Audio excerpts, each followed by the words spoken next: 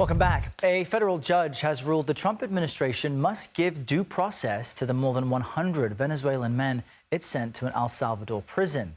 The men were sent to CECOT. This is a notorious mega prison known for its harsh conditions. The White House claims the men are criminals, but CBS News found an overwhelming majority of the men have no apparent criminal convictions. CBS News immigration and politics reporter Camilo Montoya-Galvez is here with us in Studio 57 to discuss all of this. Good morning, Camilo. Good morning. So these deportations have been at the center of multiple legal battles.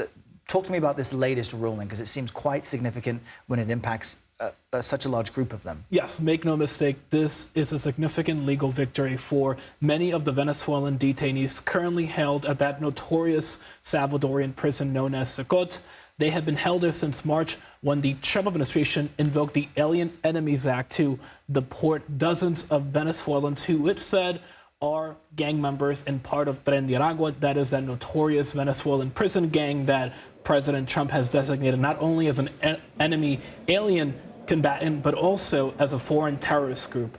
And the administration had argued that it could deport these suspected gang members without any of the due process protections in U.S. immigration law. But judges across the country have now found that these detainees, at the very least, have to be afforded some degree of due process.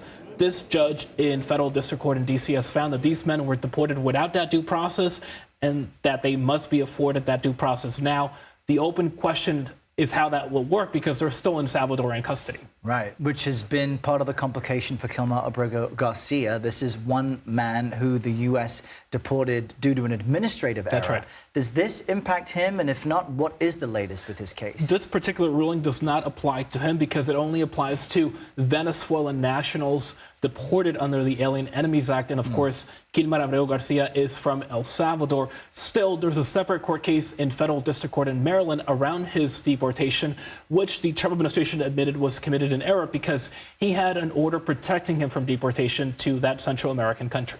That case continues. So much more to watch. Camilo Montoya-Galvez, we appreciate the update. Thank you.